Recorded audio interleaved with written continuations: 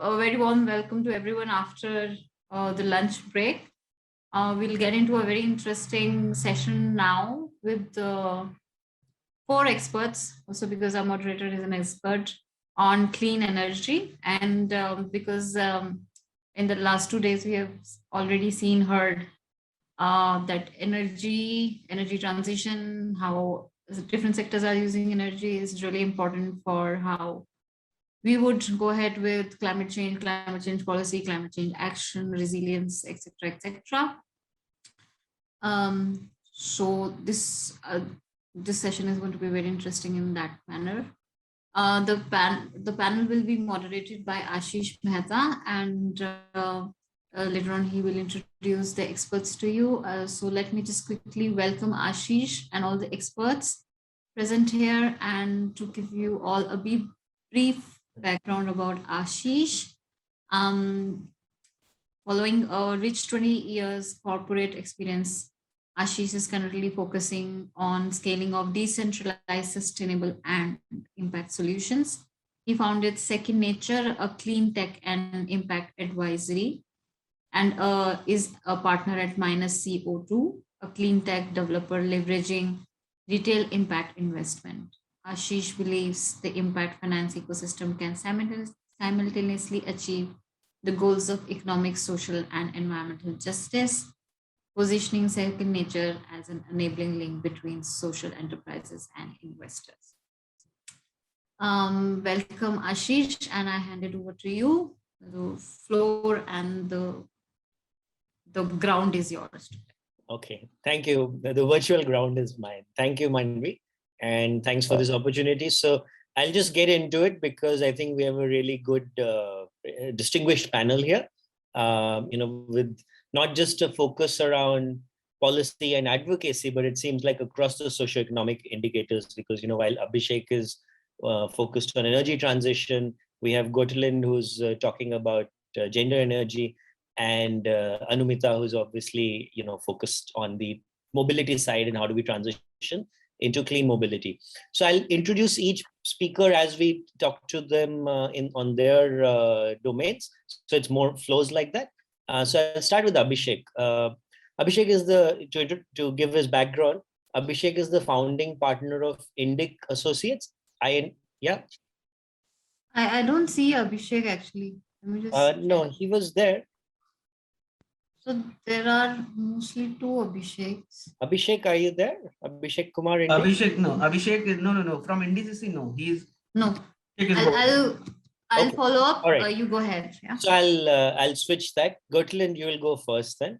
Let me just introduce Gotelind Alber. She's a researcher and advisor on sustainable energy and climate change policy with a special focus on gender issues, energy and climate policy, and governance. Physicist by education with a working experience in research policy and management. And she's the co-founder and member of a global network, which is looking into these issues of gender and energy transition, which is naturally very crucial in this domain, called IndiCC, Women for Climate Justice. Recent projects are a lot in the research side, advice, and developing methodologies. I, in fact, remember attending one of Gotelind's sessions, maybe earlier this year. Again, it was over Zoom. And she presented a lot of case studies across the globe where you're transitioning this and looking at the model of gender with energy and how do you achieve justice, because it's not just the technical side, but also the socioeconomic side. Gotelind, you are going to be making a presentation. So if you're ready with that, I think they have already given you rights to share screen. You can go ahead and share your screen at about 5 minutes for you. Yeah. Yeah. Thanks a lot, Ashish, for the kind introduction. And please, so if I go over time, just give me a clear signal. I'll be the gatekeeper. Yeah. Okay. So I'm opening my PowerPoint now. Oops. Can you see it? Yes. Okay. So yeah, coming just back from the COP in Glasgow, and Yeah, I think you're the host, but I think your government hasn't played a very good role at the very end of the meeting. I think we're all aware of that. Yeah, we'll talk a little bit about that through the session itself. I think it is the elephant in the room. Yeah. Unfortunately, yeah. So that's briefly about my organization, but I think you already said what needs to be said about my organization. We have also a number of members in India, so we work with the All India Women's Conference currently, primarily on a project where we try to integrate gender into urban climate policy. And the All India Women's Conference, in this project, they work in Delhi, Mumbai, Kolkata, and Chennai. And I think that is quite interesting. So they have developed recommendations based on a gender assessment of urban climate policy, and now are mainly doing advocacy towards local government, which is, I think, not easy in India compared to other countries. So now coming to my topic, gender aspects of energy. I have also, of course, worked in the global north. So I'm based in Berlin. So we have done studies on gender and climate change and all the sectoral issues of climate change in industrialized countries. And I have also a little bit worked on climate change and energy in the global south, or learned from our partners. And interestingly, there are some similarities when you look at gender. So there's always this thing popping up. So the energy sector is male dominated. I think we all know that. Women are in charge of care work also in industrialized countries, and are mainly, or are often in most cases, in charge of cooking.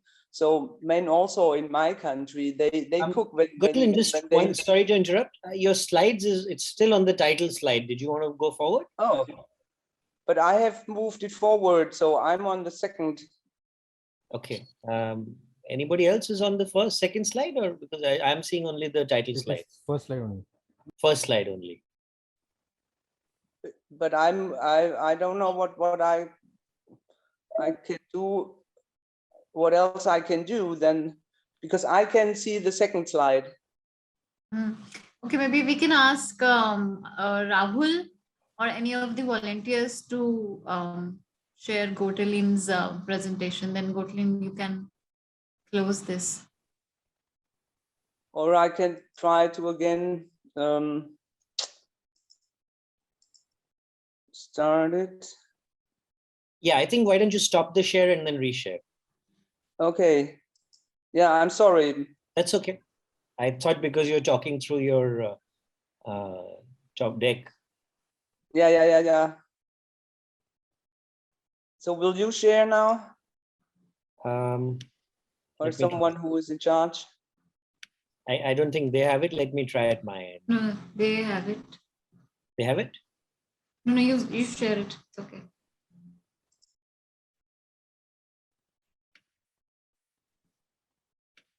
Okay, great. Okay. Can you all see the second slide now? Yep. Okay. Now, can you move forward to the next one? I'm to on the the next second one please? now. Yeah. Here. Okay.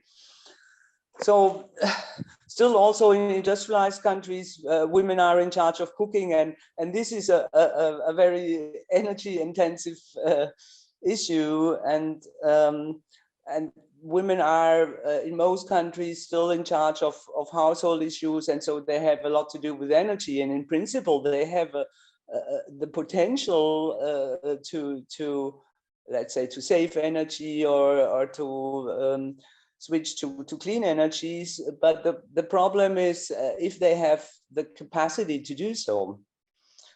So one issue is who has an influence on household decisions, so on the technologies used. So for instance, in my country, it's about the, let's say, larger technologies, whether they install a photovoltaic system. That's mainly the males who decide about that. And another issue that is, I think, a global issue, that energy poverty is primarily female. So if energy gets more expensive, or if it's a problem to collect wood in the rural areas, it's mainly affecting the women, because they're in charge of household energy, of cooking, and also have less income and less wealth. And then, of course, what is also a global issue, is that we have we see physiological differences, biological differences. So, for instance, women have a slightly higher comfort temperature, which in my country leads to a higher energy consumption, because we need primarily heating. But in a tropical country, for instance, in a hot country, so AC systems, air conditioning is in most cases too cold for women. And even there is now evidence that the mental the mental performance of women is reduced when it's too cold. I think that is quite interesting. And the question is, who controls these systems?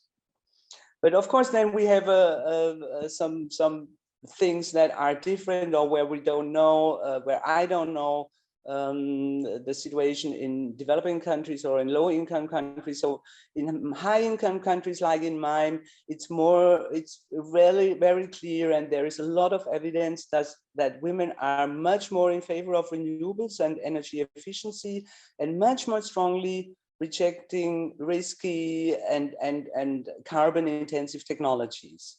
I think that is an interesting finding, what you can find in all countries where they made surveys on this. So in principle, women are more climate friendly, so to say, and also their behavior is more climate friendly. But the question is, do they have a say? Also in industrialized countries. And often women have less knowledge and less interest in technologies. So for instance, in my country, we talk a lot about smart homes, smart grids, and so on, but this is predominantly a male issue. And then also when it comes to energy efficiency, women have more health concerns, for instance, about insulation materials or so. And when we look at the global south, I think that is common knowledge that there are a lot of constraints in access to clean, in particular cooking energy, and the problem of indoor air pollution. And can you move one slide further, please? So when the consequences... Yeah, just request you to wind up now quickly. Yes, the consequences for energy policy, of course, it's always necessary to better involve women in decision making, but that's not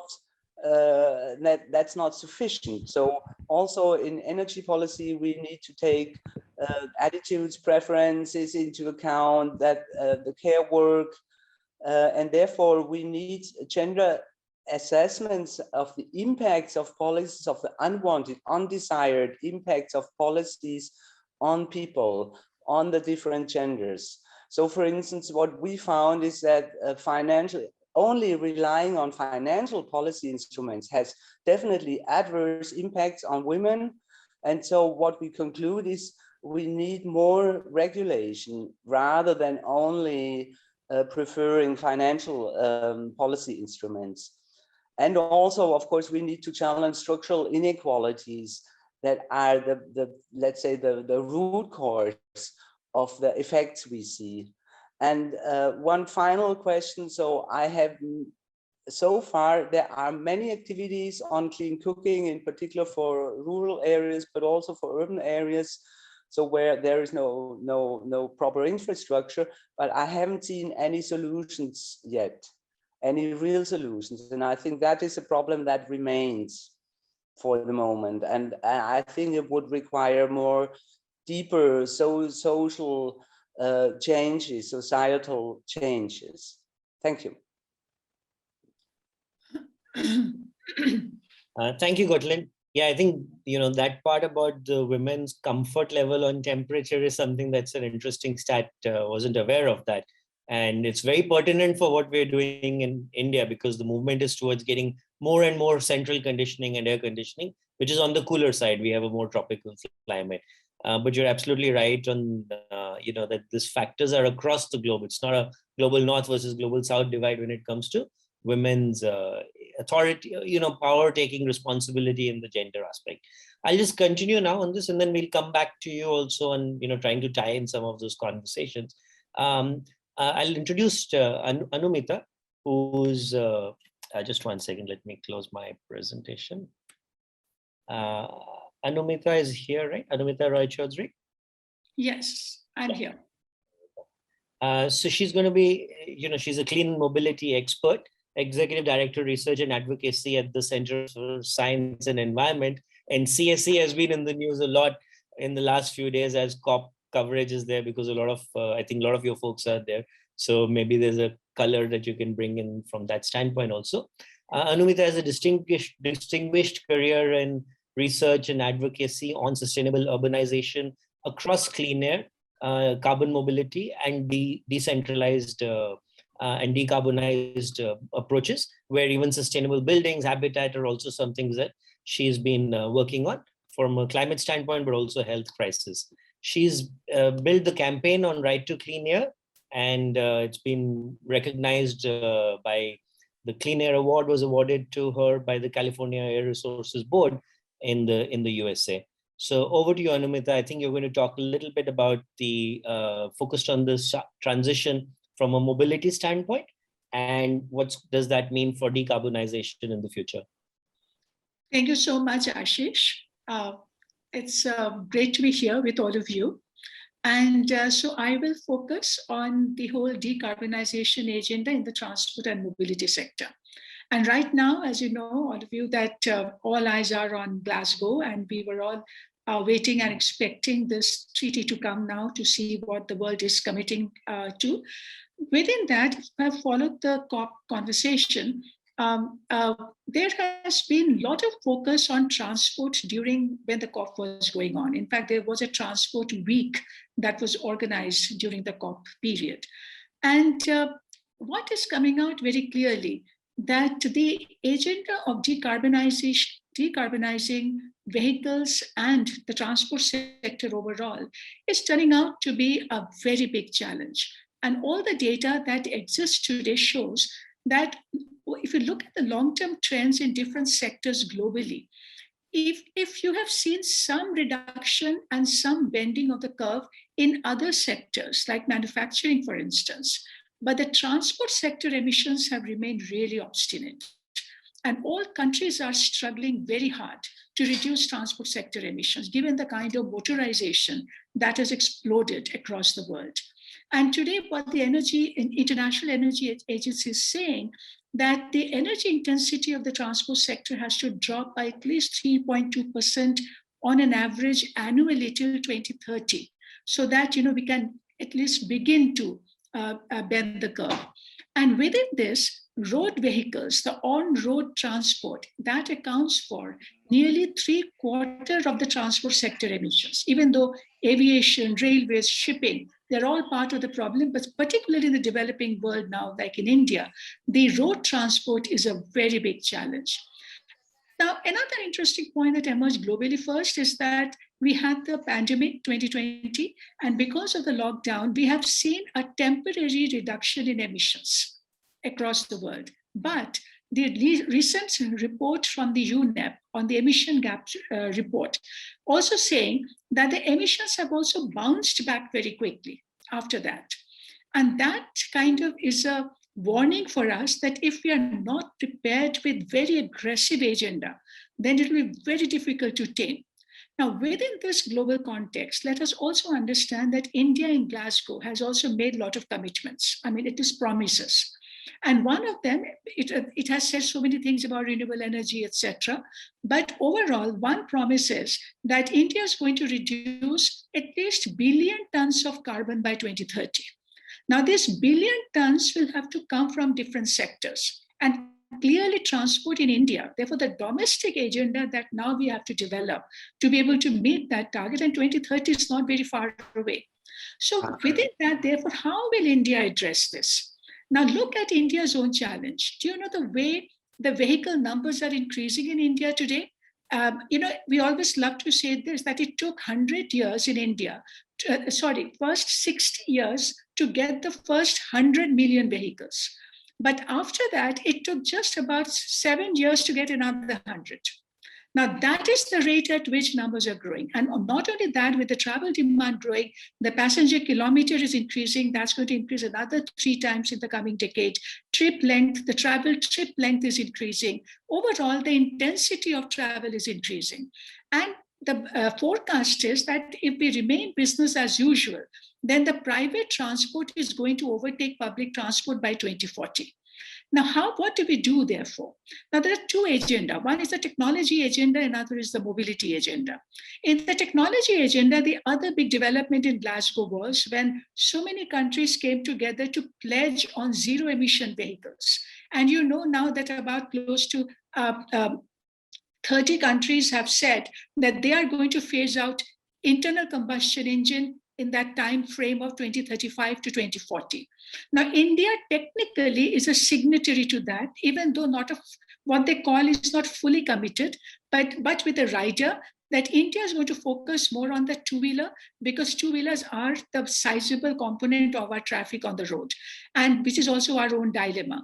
Now, so that's where they're looking for the big transition. But imagine if India has to move in that direction, and India certainly requires a commitment today, because internally we do not have any mandate and legally binding target for ourselves. So even when Niti Aayog is saying that we need to be at least 30% electrification by 2030, but current market is about just 1%. So imagine from 1% to even 30% by 2030, it cannot happen unless we have got the clear legal mandate and the target, and industry has to therefore respond to that target. The final segment where we just want to touch upon the mobility pathway, because technology can give you some solution, but not the full solution. You can keep improving the technology, but if the overall travel volume in the cities are not reduced, then we are in big trouble. And from that perspective, what is very clear that in India, we do have a very good baseline. If you look at the numbers today, even today, despite the explosive motorization, the majority of Indians are still walking, cycling, and using public transport. And the irony is, but when you're looking at the transport sector investment, 80% of that is going for the car-centric infrastructure, which is used by the minority. So that has to change. And also the road design and the urban design, we have to build compact cities, reduce travel distances, have transit-oriented development, transform our cities like the way we have just transformed our Ajmal Khan Road and Shahjahanabad, taken away, now we have taken the space back from the car for the cyclists and the walkers, and we need the low emission zone. Now that transformation of street public transport scalability, that is the big agenda that we need to look at, because we cannot continue to lock in carbon and pollution in the transport infrastructure. And therefore, to decarbonize the transport infrastructure, we have to create incentive and also inducement to move towards sustainable mobility. But only providing public transport is not going to be enough. You also need deterrence. And that's why we have to recover the full cost of owning and using a car through taxes, through parking charges, so that you can have a level playing field and create incentive for the sustainable modes. So that is my final point, that let us understand the agenda is big for us. What India has set for itself, it is possible only if we have action at scale, speed, and urgency. Even though change has started to take place in India, it's too small in bits and pieces across the country. But all of that will have to be mobilized now for the full-blown scale and at a big speed, so that we are really able to decarbonize the sector by 2030 at least. Thank you, Ashish. Yeah. Thank you, Anumita. Very compactly put, and really you've covered a lot of information while you've also expressed where it should be going. I was remembering a comment that I heard about, how you should look at transport aspirationally, and that's do that 1% or 2% of the elites, do they try to use public transport? That's the aspiration we should go for. And the dichotomy is we're going for this where we want the 90% to actually start moving towards road infrastructure based movement. And India as a case study should be very interesting because we have still to go through that travel boom. And I think the second comment I had is this whole aspect of social cost of carbon. While it gets talked about in so many other places, how does that start coming into the ecosystem of financing payments for vehicles? So you're seeing some of those offshoots in the rest of the world, especially some Asian countries. But you're right, we don't seem to see that part coming in for our decarbonization future. So thank you for that. We'll come to COP a little bit later because I had some thoughts around that and wanted to posit to you also. So Abhishek is in now, I believe, right, Manvi? Yeah. So let me move to Abhishek. He's going to be talking about energy transition.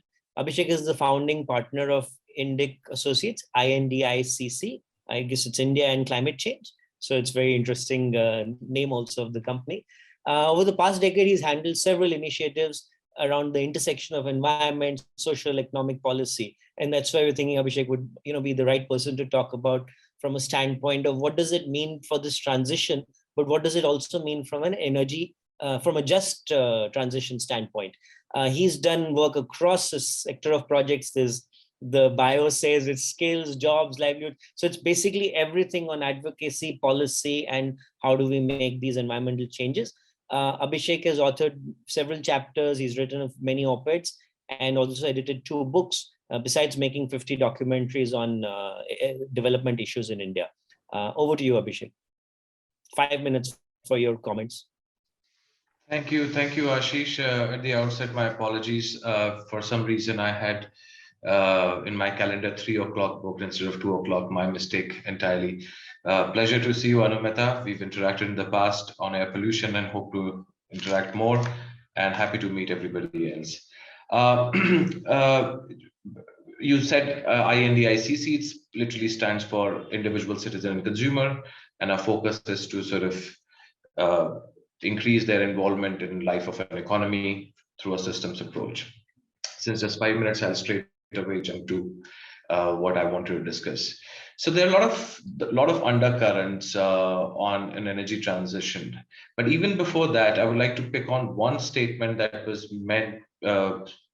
mentioned by a previous speaker about the gender dimension. I think it's a very, very critical dimension. And since we tend to look at sectors from a holistic perspective, I can tell you that in India, we are looking at, according to JP Morgan report, a net income loss of about 200 billion in 2021 and the same amount in next year. And the worst impact would be felt on women workforce participation.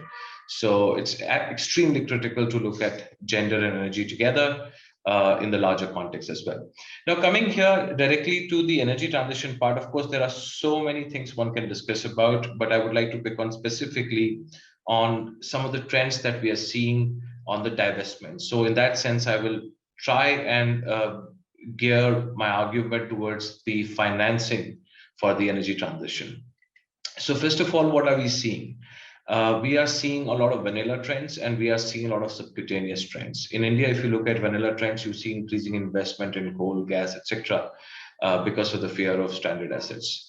But if you did look at how multilateral institutions are reducing their financing for fossil fuels, the banks, the other financial institutions, and put together all the other narratives that are coming out of different instruments that have come out in last decade or so, we have a very, very clear direction in which we are moving. Of course, the question on how much is required and how to mobilize it remains.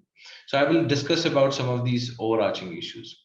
So first is, fossil fuel divestment, as that is picking up globally with trillions of dollars moving away from fossil to non-fossil industry. And this is led by different institutions, whether they're governments, educational institutions, businesses, banks, NGOs, etc. So as I said, with this, there's a fear of stranded assets in the fossil fuel industry worldwide. So there is a principles-based approach towards greener future, which is also now being complemented by favorable economic factors facilitated by techno-commercial viability of energy solutions. And I think that's an important factor to keep in mind, because if I look at this, the divestments, the history of divestments, in the era of apartheid, you had huge divestments happen, but that was probably mostly on moral ground. But here in the energy space, what I sense is that there is also a sweet spot in terms of economic viability that is also complementing it. And that is a very important factor for divestments. So there's economics first and then morality second, which is coming together. But the transition on a whole entails, I guess, a differentiated approach because it is contingent upon a number of factors. And here is where I would like to talk about the availability of finance. So in other words, different financial institutions have adopted different trajectories and targets for divestment. So having said that, if you just look at some of the drivers and challenges for divestment and try and get an insight into various instruments with regards to both, you will see that some of the new instruments that we're talking about, for example, you have now a lot of socially responsible investment funds. Plenty of studies have now shown a strong correlation between the performance of environmental, social, and governance funds and positive investment returns on that. So this ESG framework, and we are right now, as we speak, getting to understand this space in the MSME sector. And it's a very interesting revelation that is coming out on the ESG front in MSME. Similarly, green investment and sustainable finance have also picked up because of their inherent attractiveness. So unlike, say, for example, investors putting money on, say, non-green assets, the level of transparency is not that great. But here you know where the money is being put, how it's going to be utilized. So there is a greater deal of transparency and very high attractiveness, particularly because of high transparency. I think that is a very interesting differentiating aspect of green finance that needs to be looked at. Of course, open questions remain on how to really define green, because there are a lot of gray areas. And in that sense, I was just discussing in a panel yesterday, India has already embarked on what you call developing a taxonomy for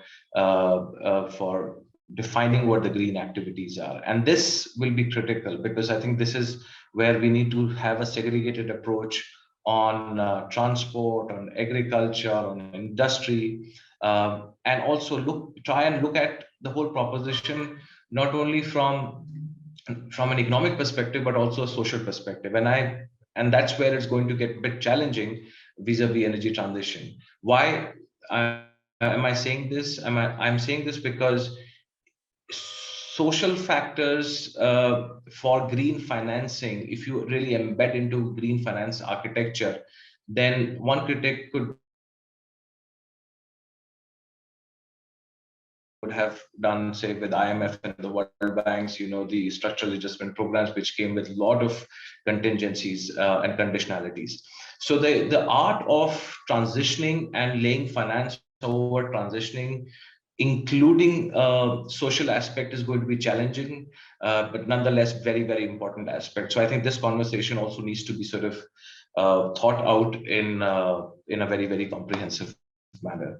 Interestingly, what we are seeing is that there is now a global alliance for banking on values, a network of more than 60 financial institutions and just close to about 15 or 16 strategic partners operating in over 50 countries that have come together.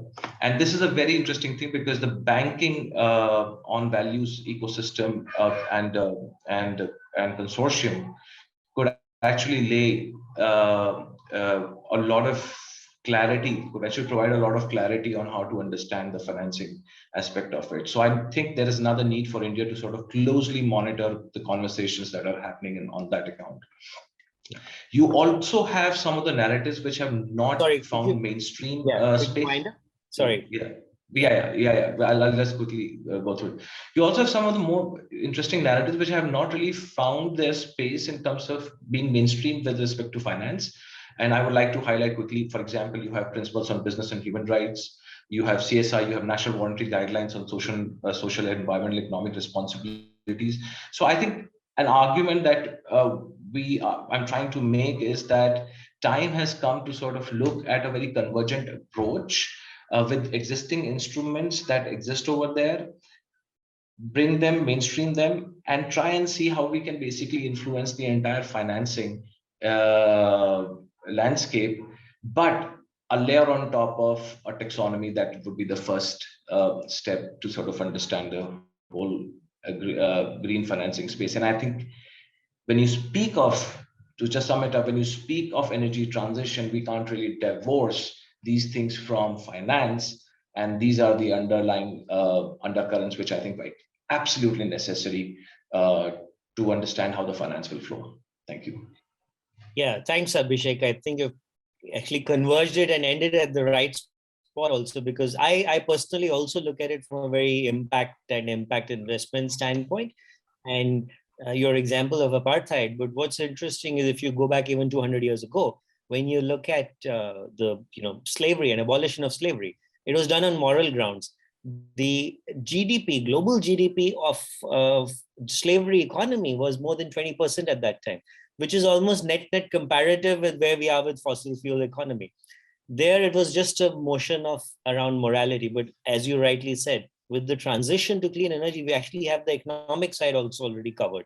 So and that's why I want to now dive into the conversation, the elephant in the room around COP, because I was just trying to catch up today morning, prep for this session a bit, and there's still so much noise coming out. Obviously, we're very happy that the US and China have got into a room and are, shaking hands, but that's just not enough. And I think I want to first go to Anumita on this. So COP26, the big achievement that's being laid out today, and this is right out today, including probably CSE, is the fact that we have called out coal. And I think the phrase I just noted down, this is all legal language that comes in, which says the transition is going to be not a phase out of coal, but a phase down of coal. And if you could contextualize it a bit, not just from a standpoint of what does that mean for CSE and, from an India standpoint, because we are still seen as the big coal, we are still setting up coal plants as we speak. But also, does it mean that coal might get preference, whereas when you look at the mobility sector and oil and gas, it's going to now get diluted? In the last few years, we were talking about EVs as big motion area, but are we going to start seeing a dilution itself because COP has started calling out coal as the thing to go after?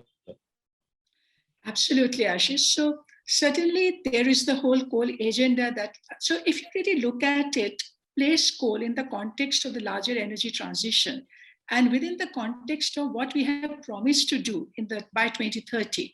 So we are talking about 50% generation, power generation from renewable sources by 2030. That is a promise that we have made. We also want to reduce the 45% energy intensity of the economy, and then move towards net zero in 2070, and then billion ton to be reduced. Now, coal has to be placed within that. Now, the reality in India today is that the current coal power generation that we have and the new construction of coal that is going to take place. So we have already committed to create 60 gigawatt more. And therefore, by 2030, we expect to have about, I think, 2038 gigawatt of coal power. Now, what they're saying that while there's going to be some increase in absolute share of coal by 2030, but the relative share of coal may reduce. That's the overall. But we also understand there is a lot of hesitation in taking that position that we want to get out of coal. And if you really look at the reality today, then all the new licenses that have been given to open up new coal blocks, and especially as part of the post-pandemic recovery, I mean, these are some of the areas that we worry about. But I think the agenda for India as far as the coal is concerned, that while we have to set the boundary and need to phase down the coal and need to have a roadmap for that, but particularly looking at it from the electricity sector, what we are also realizing, there's so much of inefficiency in the sector that we are setting up new gigawatts when the current gigawatts are not being operated because of the inefficiency in the grid itself and the distribution, transmission, all of that. And therefore, so overall, what I'm saying is that we have to keep two things in mind going forward, that the new solutions in all sectors in the future, the energy transition will be towards electricity, whether it is for vehicles, whether even it's for our own domestic cooking. Even the cooking has to move to electricity. And yeah, then but when you look at mobility, just because that's, if you're from your focus area, do you think this focus on coal will actually mean oil and gas will start getting, like Abhishek also said, there's a divestment was happening in oil and gas. We're seeing natural gas increase. Is that going to switch back to oil and gas actually getting more prominence? No, so it all depends on now how ambitious we are with our electrification program for vehicles. Now, if we are really meeting that, and suppose we are really phasing down our IC engine, which means you are reducing the requirement of gas and petrol. So it's a shift from petro economy to electro economy. Yeah. Now, if we are really meeting that ambition of electrification, then yes, the dependence on electricity is going to increase. But also keep in mind that all the numbers that we have seen so far, the total requirement of electricity, even in a high ambition scenario, is actually not going to be a very big percentage of our electricity generation today. They are saying it is going to be much less than 10%. So it is not that the vehicles are going to make huge demand, that you have to set up huge capacity for electricity generation. But we need the roadmap right now and the mandate right now, because we are seeing a lot of leakages in our roadmap in the vehicle sector. We are talking about electrification, but we're still talking about gas, and we are still talking about biofuels. And there's a lot of confusion in the market that and too much very detracted by these intermediate fuel solutions. But we really need to have a very firm understanding of the roadmap ahead now. Sure. Thanks, Anumita. Abhishek, just continuing on that, I think two parts of that from your standpoint with the COP lens. One is, do you see that divestment increase thanks to what we're calling out from COP, or is it going to be kick the ball forward? And the second is really around, are these going to be legally binding? Because I think for the group, it's probably important to understand how much of legal binding there is.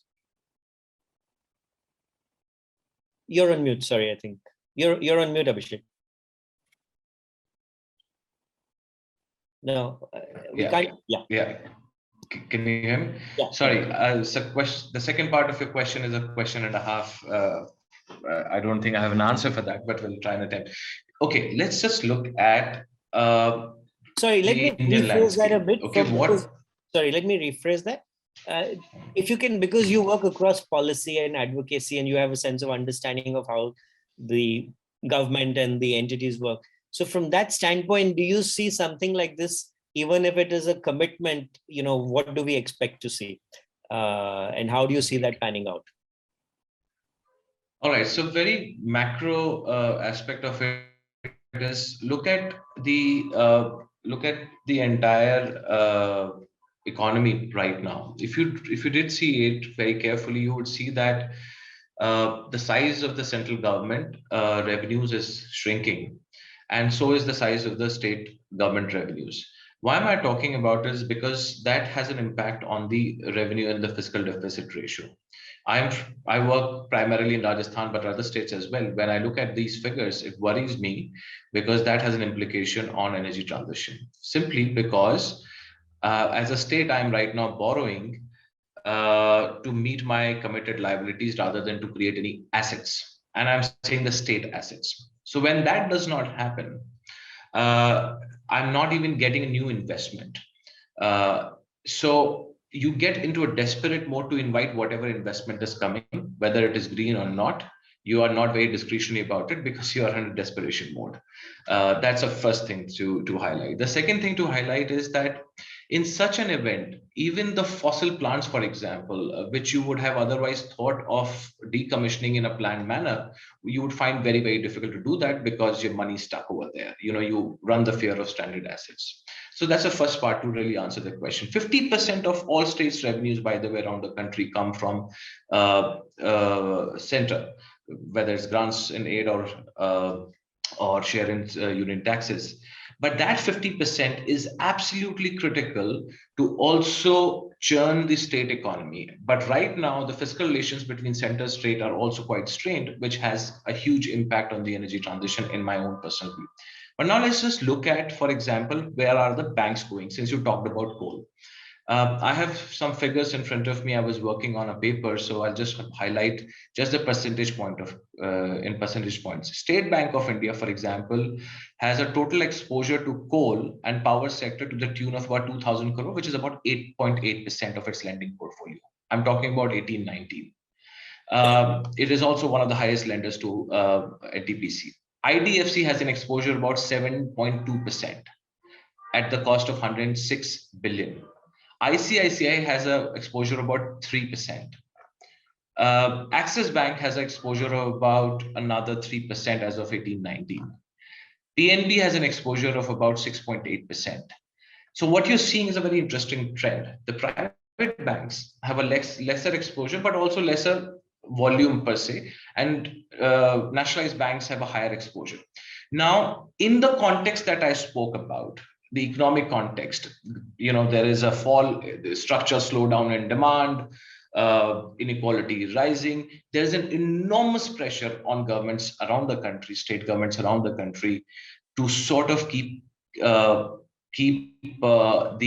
revenue cycle ticking, their own tax revenue and the non-tax revenue. And for that, they need a lot of investment. So a lot then will depend on how the private sector really gears itself up for the game. How conscious are they in terms of making it green? And that's where we need to do a sectoral analysis, whether it's in power sector, mobility sector, agriculture sector, etc., that what is the portfolio of green assets that are being created and how are we mobilizing finance for it. Very quickly, I'd like to sum it up with another thing. I just ran the quick analysis of coal-fired finance.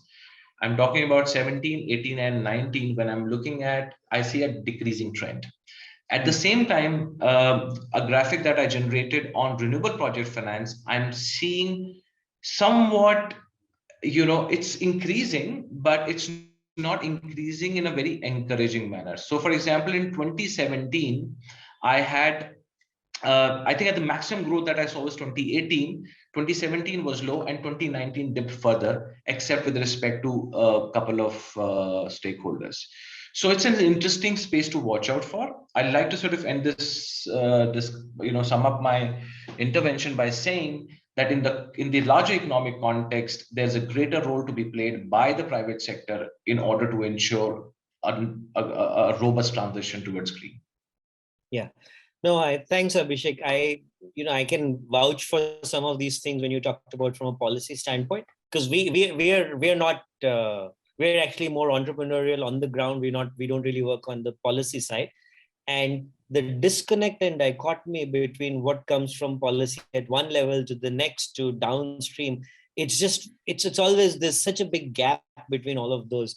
And it's fortunate that there is a focus in this sector, but in terms of getting action on the ground, that's always the challenge. Even something like rooftop, and so we do a lot of solar rooftop work, but to actually enable it to happen and to be able to scale that from one location to the other, even from one circle, within Mumbai, if we're going from a Vashi to a Thane, you have to deal with different people who have different policy understanding. And so that's always surprising and stressful when you look at how do you actually grow these things fast, because finance also needs that continuity, right? So we've had those risks in the last 3-4 years where investment has taken a hit based on that. And that's where maybe I want to bring in Gotelind back. Can I just make one final point? Just something what Anumita said. We'll give a closing comment to everybody. I think we'll. Sure. Yeah. I'll bring Gotelind back in because I think two things. Since we started this discussion around COP, and I know you expressed some reservations about India's stance on that. So one, we'd love to hear what you're thinking about. But, like Abhishek also said, the gender transition, and we don't see much of that conversation, to be honest, happening at these forums still, right? It's still that these forums don't talk about it they talk about it very, just transition covers all of that. So when you look at the gender angle, what does it mean, and how do you bring in on the ground influences from COP? If we are going in that direction, how do we actually enable it back to how on the policy side? Maybe you can talk about some examples you've seen that are successful around the world. Thank you. First, on the question of whether COP decisions are legally binding, as far as I know, I'm not a legal expert. Only agreements that are ratified, like the Paris Agreement, are fully legally binding. And so the COP decisions, that is something in between. So in some way, they give guidance, provide guidance, but they, in a strict sense, they are not legally binding. And so I must say, I wonder why India couldn't agree to the phase out of coal, because I think it's clear we need a phase out of coal and not just reducing it a little bit. But on the other hand, so when I look at the country like Germany, we switch everything to electricity. So heating will be, so when we have more efficient houses, that will be done with electricity, mobility with electricity, while cooking and so on, that's clear. And also industry. So the big industrial transition is supposed to be done with hydrogen, but where does the hydrogen come from?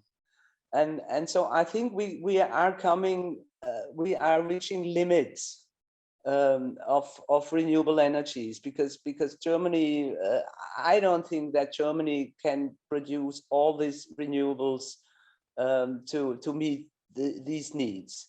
That would either need we would import, like for instance hydrogen, and I think that is a geopolitical problem, and I wouldn't agree with that. Or we move much more to energy efficiency. Yes. And this is, I think, the real elephant in the room. So for instance, for German energy policies is energy efficiency, because we know since 30 years we need to do more on this. And there are a lot of technical potential around that is not fully explored. But we don't know how to do it. And so what I think, and with this I'm coming back to gender, I think we need, of course, a technical and financial transformation, but in particular we need a societal transformation. Yeah. So for instance, people here in Germany, they need to learn that they don't need like 100 square meters per person to live in. So we need to reduce things, and we need to do things, for instance, collectively. For instance, cooking. I think in the future we need to do cooking collectively, and I think that women on one hand can play a big role in that, and on the other hand they might be pretty much affected. Yeah. Because it very much affects the private space, where the private domain. Yeah. Okay. So, thank you. Yeah. Thanks for that. I think, it's not just going to be about energy. It's also going to be about making sure we're looking at all the systems that energy impact. Yeah. Manvi and Rahul, we have what, 5 more minutes? Is that, or a little more? Yeah, 5-7 more minutes. 5-7 minutes. I'll take this one question that Dviti has posted, which is, Dviti, you want to just ask it yourself, or you want me to read it out and you can direct it to whichever speaker panelist you want? Ashish, please take it ahead, Ron, with you. Okay, all right. So I think Dviti is continuing on that conversation with COP on what does it mean for the legal side. And her question is how to incorporate those methods to get the industrial processes at a policy level. So, and what is the authorities? How do we bring in accountability? So maybe I'll hop it across to Anumita first, because you work on that CSE side with what's happening at a policy level, and we know transport is in that space where mobility has to go through those accountability measures. Absolutely. So what it really essentially means now that for each sector, we need mainstreaming of the clear indicators in terms of the entire life cycle flow of, whether it's in the industry sector, within the transport sector, but that life cycle analysis is absolutely essential to understand that how do we recalibrate our production process, manufacturing, assembly line, to be able to reduce the carbon intensity of the whole manufacturing and production. At one point, we had done a very interesting exercise where we had done green rating of Indian industry. And we had taken some of the key industries in India, like we took cement, we took the automobile industry, chlor-alkali sector. And what came out is very interesting, that when we did that exercise with the industry and they participated in that process, and they actually generated in terms of how much energy resource they are using at every stage of production, and they understood the wastefulness and where they are inefficient. And once that feedback went back to them based on that analysis, it started to get integrated with their corporate policy. And then we did the second time rating, we saw the improvement. Now that's only the principle that we have to establish in terms of accountability, and now the policies will have to be designed that way to give mandatory legally binding target to each sector. So for instance, if we want electrification of vehicles in the transport sector, today the Indian automobile industry must be given a zero emission mandate to be met by 2030, so that we can see phased in production of electric vehicles by a certain percentage of total production every year.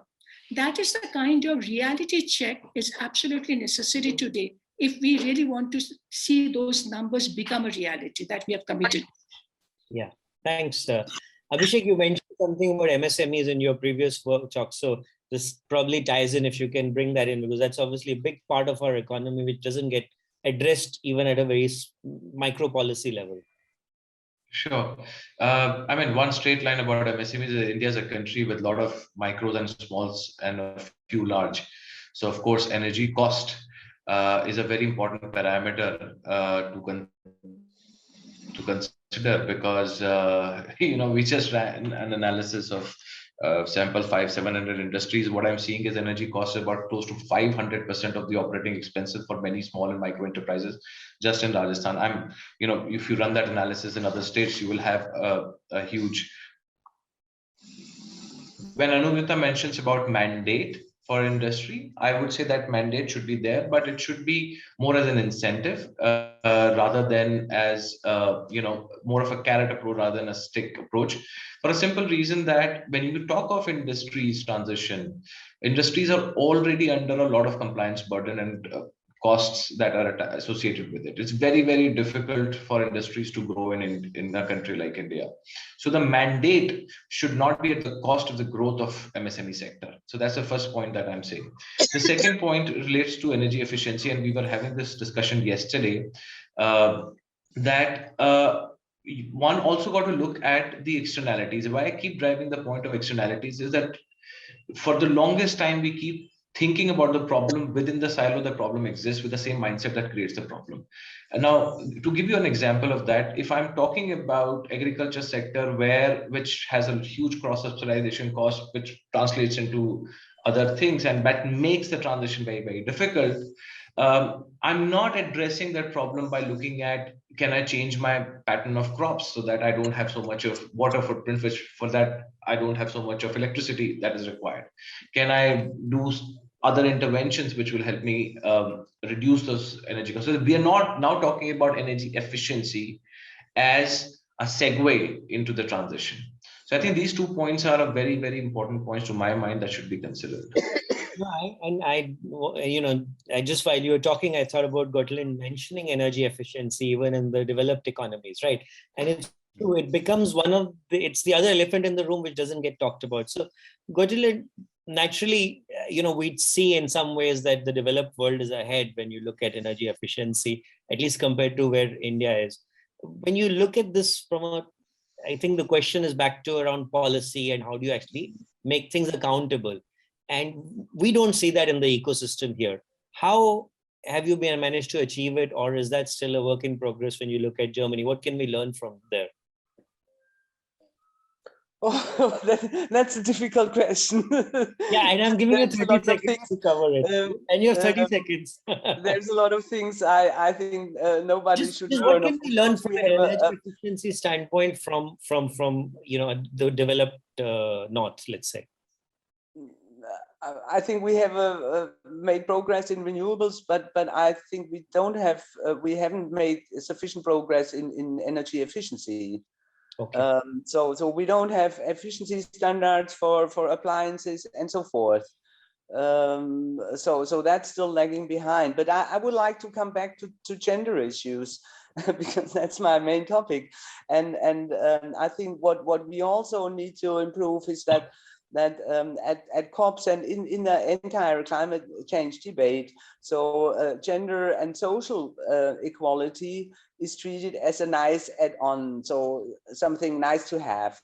And so it was exactly in this way it was treated at the COP. So there was a decision on gender, but it was more like formal and didn't show how we have to move forward. And what I believe is, so I have been at about 20 COPs or so, and I'm 66. So I don't believe that we will really solve the climate crisis. Wow. Even more, I think we have to, when we work towards at least mitigating things and properly adapting, that even the more we have to include gender and social issues, and in the same way. So it really needs to go hand in hand. Let me interrupt you a bit there, and also because we'll be closing. What's the wish list for you? And that could be a closing comment for making that happen, because there's a lot of people in the room. India is a young country who are in their 20s. And we do believe that, that we will be able to mitigate some of this, and, there'll be a change. So what's the one wish list item that you have to see that succeed at least directionally? Oh, there's so many items on my wish list.